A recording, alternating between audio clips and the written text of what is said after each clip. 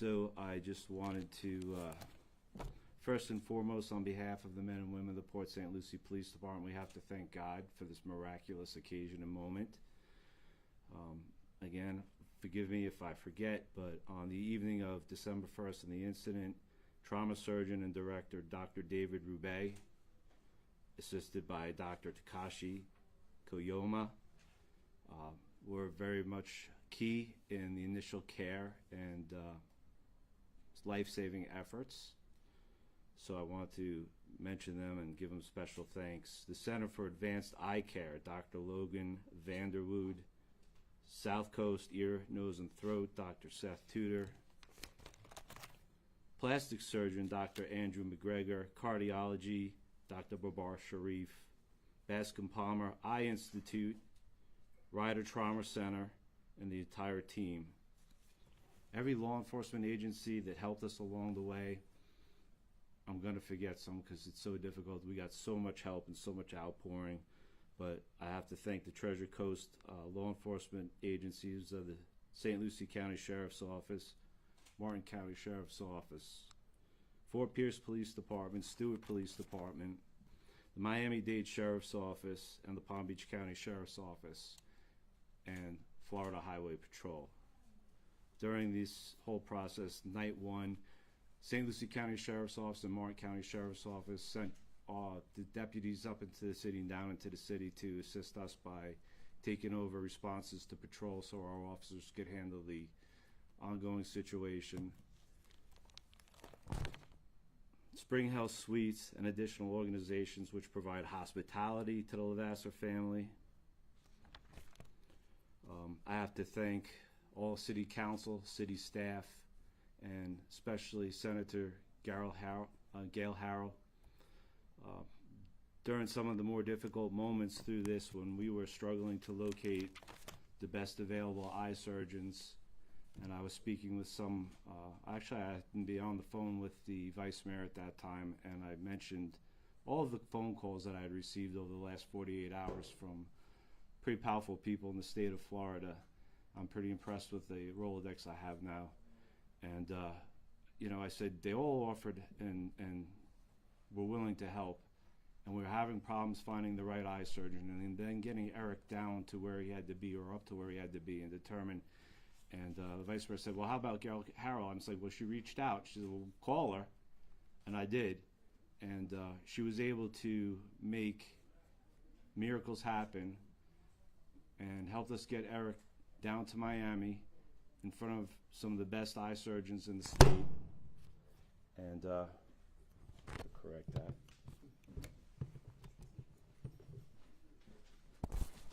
And facilitated the surgery that he got on his eyes. He went through 2 surgeries on his eyes. He had a total of 5 surgeries, 3 in the facial area, and as you know, 2 in the eyes.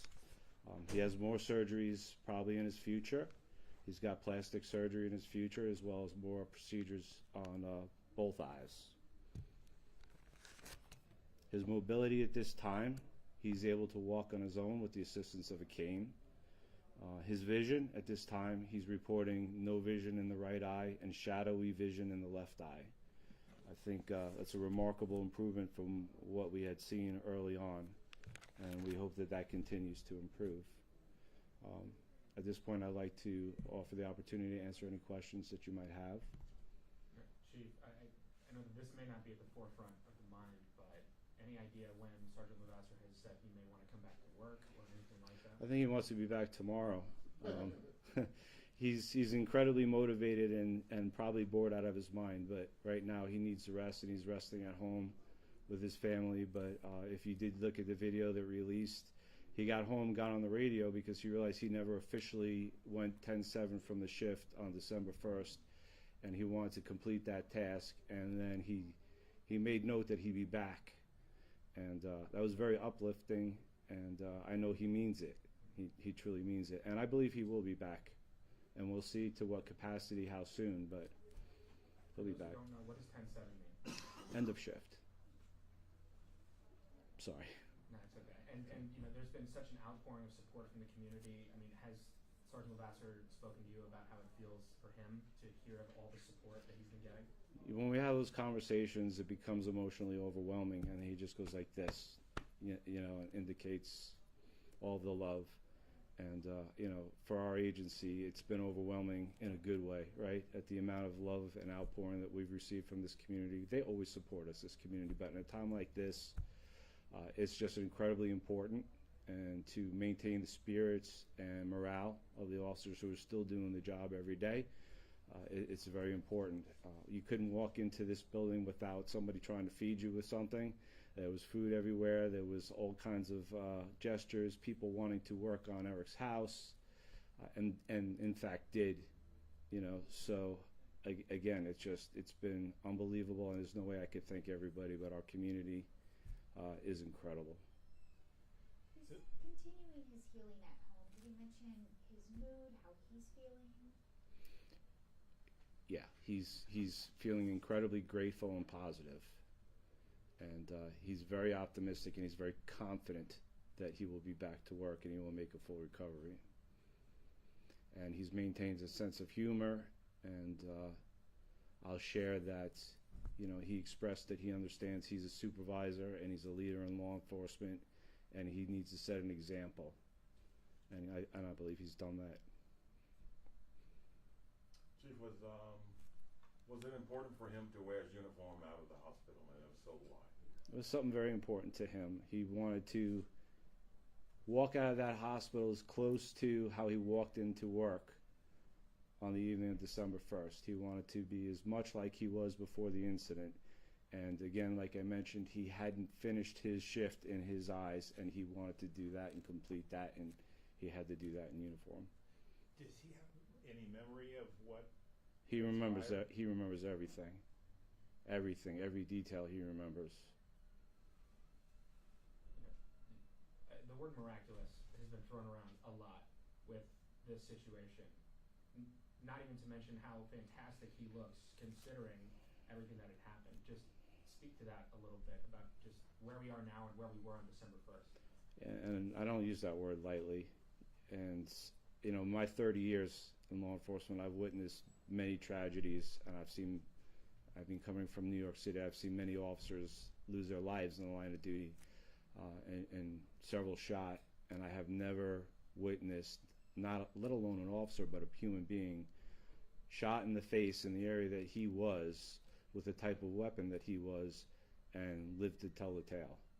And I was very, very concerned that evening that we were going to have a much more bleak outcome. I was bracing and preparing myself for the worst, and just extremely, feeling grateful and blessed. There's no way that could have happened without some type of intervention, right? So when we use the word miraculous, there's no other way to explain it. Where did the bullet enter on him? One entered right beside his nose, and one a little bit further. I'm sorry, go ahead. Thank you. Chief, you had mentioned that he remembers every detail. Is it a traumatic experience for him that he does not like to speak about? Can you expand on that?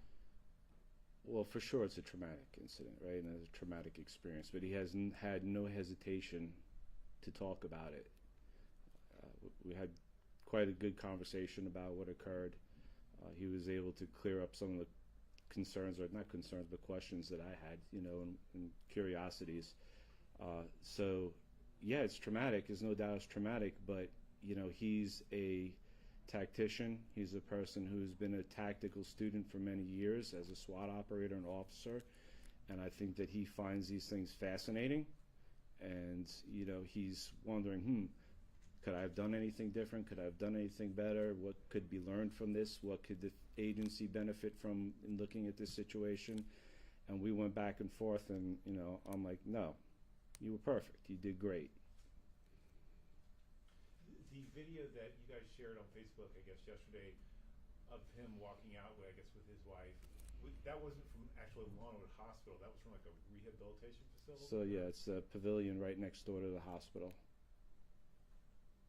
Is he facing any more surgeries, or is it just rehab from now on?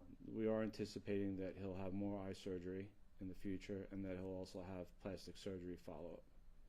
Just to kind of piggyback on your answer to Annie, the idea that just not even a day or so after he's being released from the hospital, he's already wondering how this experience could help the department. Tell me, that speaks to his character. Tell me about that. Well, he's been a supervisor for a while, and he loves teaching, and he loves sharing his experience and knowledge with new incoming officers. He had a very young crew with him that evening, and he felt a great deal of responsibility for their safety, so much so that he put himself at point in the most dangerous position, and he takes that responsibility seriously. He's looking at how he can take this experience and turn it into a positive and direct it some way that, you know, benefits others moving forward, because he knows he survived for a reason. He's not done. There's a plan for him, and he's looking forward to that and looking to identify, you know, what that's going to look like. So he's already had some conversation with me about joining the training division and working in that capacity at the agency. So he's just looking to do it in a positive way and to have a positive outlook, and I think he's had to have done that the whole time, to survive 37 days in the hospital in a very uncomfortable manner, enduring 5 surgeries. If you're not in a positive with a good outlook, you know, you're probably not going to have the same results that we have here. Can you just talk about, I know we always talk about this, but just the unexpected, what your officers faced. I mean, we had 2 officers involved in one deadly shooting, and then your officer, and they're just responding to, you know, what you would consider, oh, it's a nice gated neighborhood, and look what happens. I don't think any of us have that mindset ever when we're doing this job. We don't say it's a nice neighborhood, it's a nice city, it's a safe city, this could never happen here. We know that it can. That's the reality. It can happen anywhere, any neighborhood, any house, any time. And I think every officer that does this job with competence knows that. And they know they have to be prepared for it. And bosses and guys like Eric teach that and preach that. And again, in situations like this, we owe it to the people involved to learn from what occurred and see, hey, could we have done something different? That's how you honor people that go through traumatic experiences in this job. They did it for a reason, and you have to take that and put a positive behind it and benefit officers moving forward. We're in the process of launching Drone as a First Responder in this city, and out of our upcoming crime center. And I just think, you know, had we had that technology up and running in December, we would have the ability to have a drone respond to the scene prior to officers getting there and get more intel and more information. And the sergeant could have had a better understanding of where he was going to face this suspect and what the situation was going to be. So we have to continue to learn from these situations, figure out how we can better leverage technology and manage the situations. But law enforcement's continually improving, developing, moving forward, and that's how you make something out of these situations. And again, the fact that we're standing here and we have video, and I'm telling you that he walked out on his own power. The second press conference I did on the night of December 1st on this incident, and I just looked at whoever was in the room that day and said, at this point, we're just looking forward to the day that he walks out of there. And he did. And I'm just grateful for that. Really, I don't know what else to say about it. Do you know if he got a shot off at the gunman? I don't believe that he did. We had some speculation based on, but our analysis right now, it doesn't appear that he did. I watched the video of him walking out. I mean, he looked really great to me. I mean, I would never think that he had gotten shot in the face, honestly. I appreciate that. He did look really good, and part of it is because he was extremely positive, and you know, he was next to his wife, who is a rock, by the way. I mean, just incredible the way that she handled the whole situation. She's got a medical background as a nurse. She understood everything that was going on every step of the way, was able to do all types of care for him at bedside. I know that, you know, the first few times I saw him, he did not look good at all. It was really rough, and it was really frightening early on. He has a bunch of facial hair going because he cannot shave tight because of the wounds that are there. I think had he been clean shaven, you would have been able to see a lot more. But I'm grateful for the fact that he looks as good as he does, and he's going to look even better. And you know, he jokes about that, and I tell him it's an improvement. You know, so, but obviously not serious. But that's, you know, how we get through things with levity, right? And he had no shortage of that. And again, he wanted to know if the doctors could do something about his baldness while he was having these surgeries, and you know, just incredible. You mentioned his wife. What's his wife's first name? Jennifer, Thank you. you're welcome. Does he live in Port St. Lucie? Yes, Does she work at Longwood? You said she's a nurse. I'm not aware of where she works. Okay. Jennifer, common spelling. Yes. Any other questions? All right, thank you, everybody. Appreciate it. Thank you, everybody. Very much. Appreciate it. Glad to come up here and get good news. Thank you, everybody, for Friday. coming. We appreciate it. Nice to give good news. They have yours. Thank you, sir.